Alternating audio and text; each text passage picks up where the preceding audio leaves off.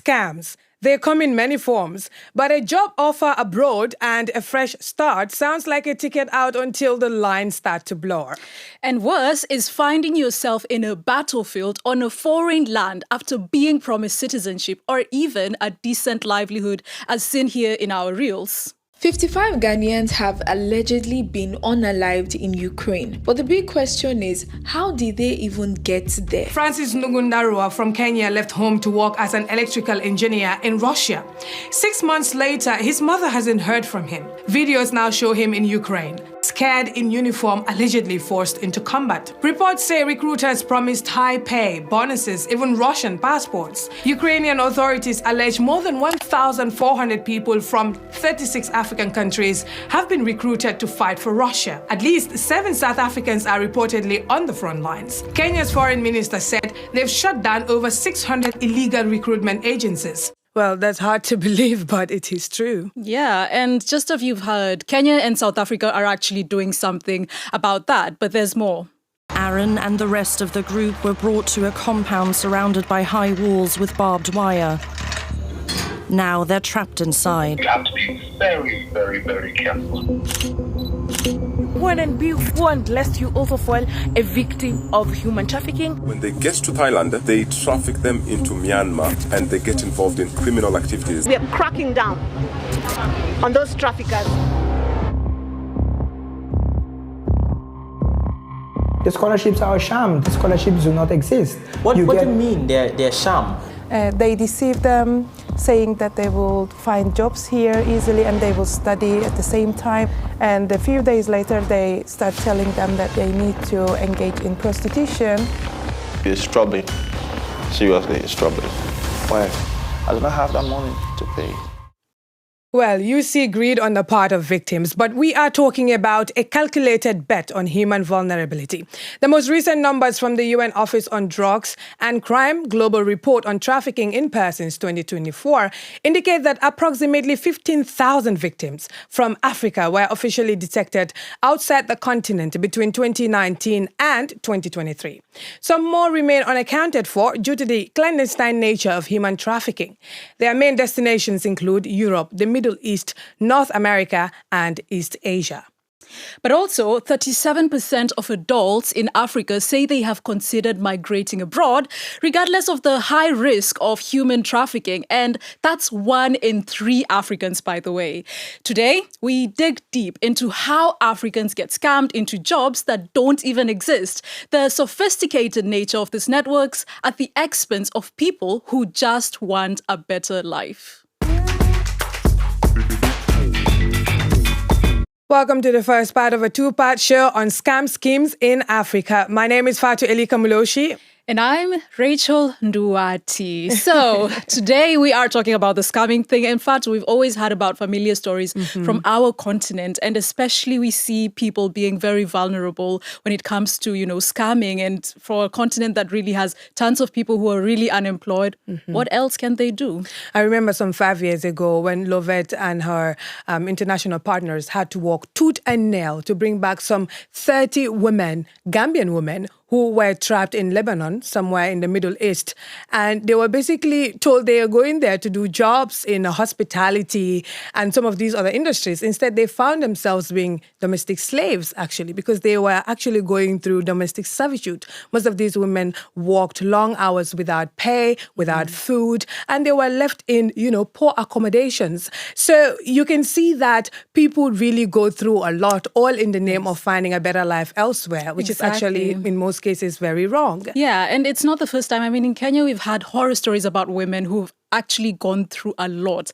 People go there to the Gulf countries being told, you can do this, you can speak good English, you have, good skills. You don't even need much. You just need, some few things here and there, and then they get smuggled into there. So sometimes it's really tricky. And in fact, some 3 years ago, DW Documentaries did a masterpiece on the clandestine nature of human trafficking. People around the world, actually, including Africans, find themselves in a web of shadow networks. We are really afraid. The boat came. They put our bags in. There are people with guns. They said we should get in the boat and we cross. This is the river that Aaron crossed. The Moe marks the border separating Thailand and Myanmar. On the Burmese side, it isn't always clear who is in control. Aaron and the rest of the group were brought to a compound surrounded by high walls with barbed wire. Now they're trapped inside. KK Park. This is where Aaron is taken to. Thousands are trafficked here and forced to scam people in China, the US and Europe.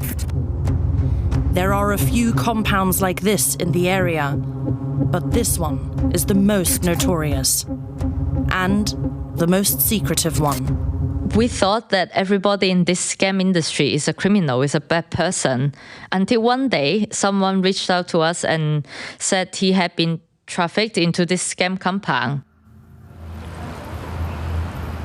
And I was so shocked to hear how big the compound is. It's like running a corporation.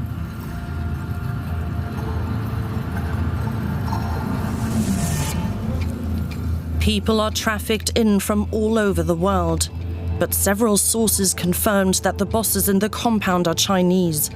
They track screen time on work phones and randomly inspect rooms. Security was checking our computers, seeing if we are doing our job or playing. Lucas and Aaron received financial targets, numbers of clients to be contacted, and amount of money to be scammed. If there is no client at noon, no lunch. If someone checks and you didn't reply to a client, they beat you or make you stand for hours. We work 17 hours a day. No complaints, no holidays, no rest. And if we say we want to leave, they tell us they will sell us or kill us.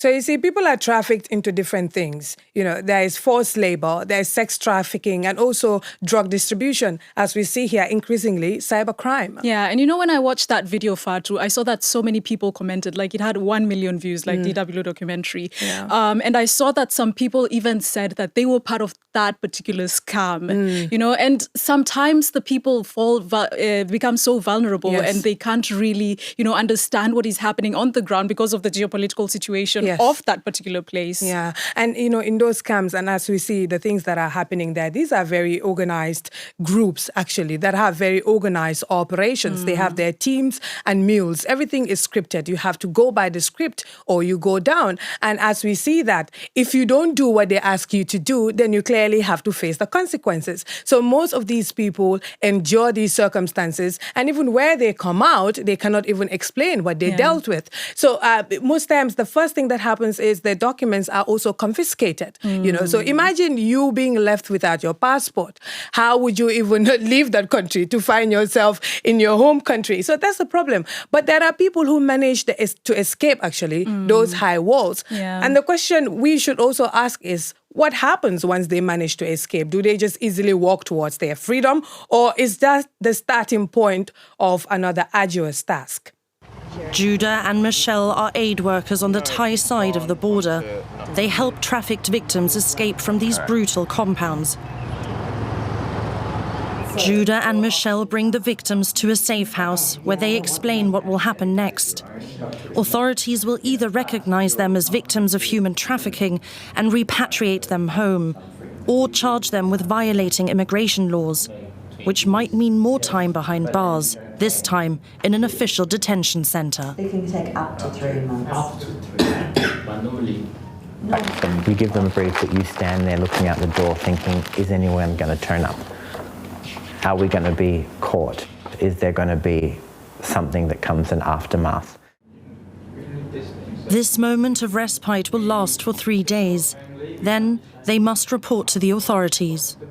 Imagine an aid worker actually telling somebody you're either going to go to jail or you're going to be deported back to your home country. And we do know the devastation, the stigma that people always experience when they're told, you know, you're going to go back to your home country. And when people talk about going, you know, Japa and Maju, you never expect to come back. But this is the situation that people find themselves in, especially in a place like Myanmar, where Africans don't even know the geopolitical situation. Yeah, I mean, yeah, quite right. Because we're talking about also committing a crime in these countries because, first of all, scamming, I don't think any country would legalize anything like being in a scam center and extorting money from people. So first of all, they traffic to do these illegal jobs, and most of them go into these countries illegally as well. So once you are there and you end up, for example, finding freedom, it does not mean that you will not be persecuted at the end of the day. And we also have to look at the scale of what is happening here, because we're talking about over 400,000 people globally being trafficked into scam centers, right? Working up to 19 hours a day under forced conditions.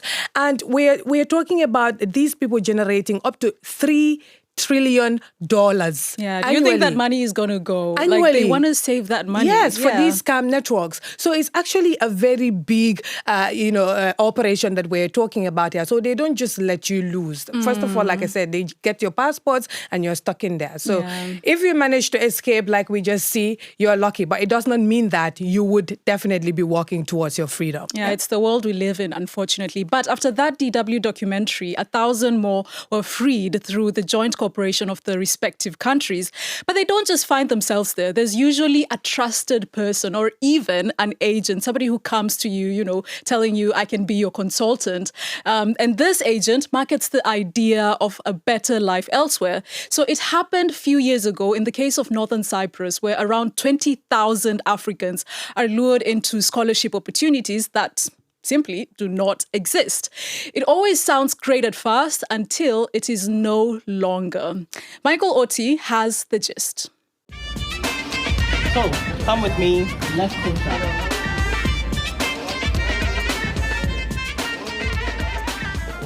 We are in the heart of Lefkosia, in the ancient city in Northern Cyprus. This Mediterranean island offers not just history, but also international education. And there's a reason why each year, several thousand African students show up on this island looking for an international degree. So, what makes it so attractive? We find out. An economy that has been struggling since the Turkish Cypriots declared independence in 1983 after years of war and crisis. In the early 2000s, no university programs started to attract international students with low tuition fees and affordable accommodation. The growing number of students keeps the economy running. Around 20 universities in the small de facto territory are wooing potential graduates. This must be student heaven then. On the outskirts of Lefkosia, I'm about to meet Brutus Hunda, a student at Near East University. As president of the Liberian Students Association, he's had a lot of complaints from other students who came to the island via agents, recruiters who promised them easy work and affordable accommodation. But the reality is, it's kind of difficult currently. I have almost 10 students who are just stopping partially with friends because they came and then accommodation, some of them, what the agent told them, the price and other stuff, it has escalated. Yeah, there is completely exploitation. You feel that there's exploitation? Exploitation.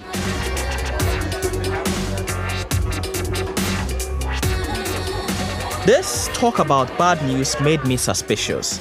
So I decided to do some digging of my own. And what I found was disturbing.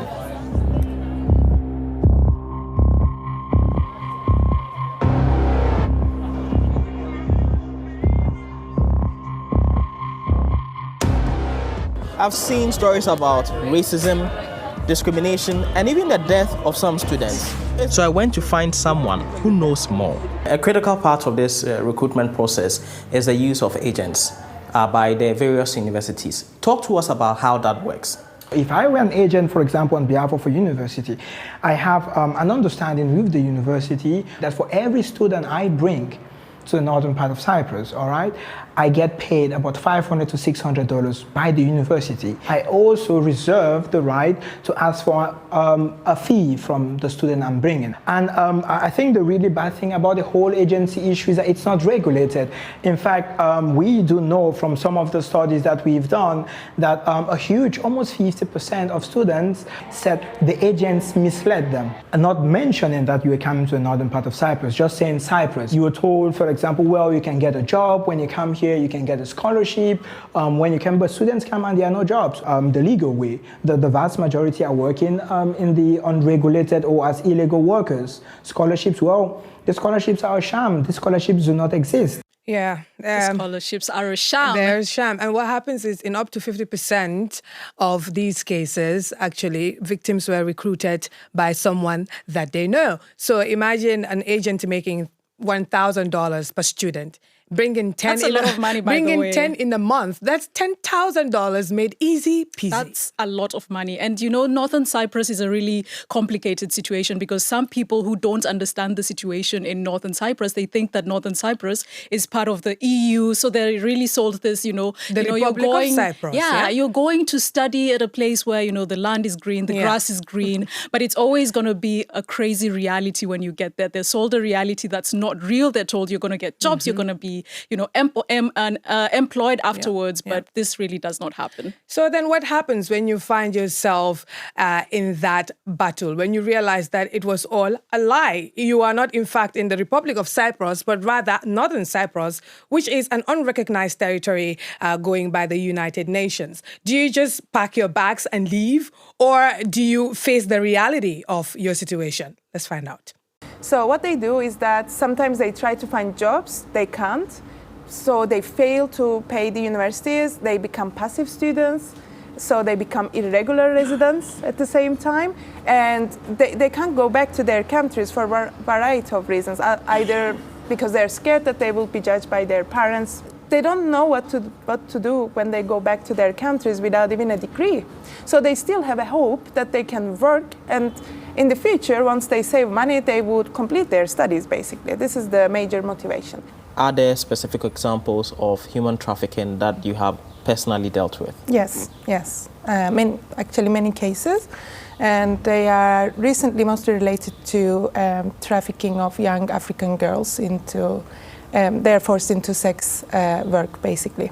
So in the exploitation of young African girls, we see African women and African men engage mostly, but also they have collaboration with some locals as well. Yeah, they're adults, but there are also children that also get trafficked as well, Some of these kids sometimes find themselves in child labor activities. But this is the case of Northern Cyprus we're talking about. Yeah, and I was reading a bit about Northern Cyprus, and I saw especially on Facebook, because that's the popular app that Africans normally use to look for this job search engines. They always look at it from a perspective of, you're coming to Northern Cyprus, you're coming to get that job. And they even, sometimes these scam agents use fake Cyprus flags, fake Cyprus flags. And they tell them, you're coming to the EU, you're going to be rich, you're going to get more, and this is really and travel mission. Around EU countries, when in fact that is not going That's to be not the the case. reality. And what happens when they finally realize that it's all a lie, the scholarship does not exist, and they are not in this kind of dream territory? They now finally have to find a way to survive, because most of these people cannot just go back home. We all know what happens when your father or your mother sells their land for you to go abroad and study, and then you have to just go empty-handed without a degree, without a job, without no money. That is going to be a big deal. So they find themselves doing jobs that are not legal, because first of all, if you cannot pay your fees, then you cannot get your permit. This is what I understand. You cannot get your student permit if you cannot pay the first semester fee. Block. So eventually you are there without any papers. So people can also use that as an opportunity to exploit you further in their labor system. And this is, this cycle continues, and they often stranded in these countries. Yeah, and most of these agents actually, some of them, when I was reading, some of them actually come from the countries that they are scamming. So they already know, so they are already establishing that trust. But, going home, after you've told people you're going Japa, as West Africans say it, or Maju, is not always easy. And for those who end up going back, what then becomes the fate? Alexandria spoke to some of them in Kenya, and this is what she found out. Like now, maybe in Thailand, it's around 2 a.m. night, and at this particular time like that, we were busy on the machine. I am the Rabbi Rokoro.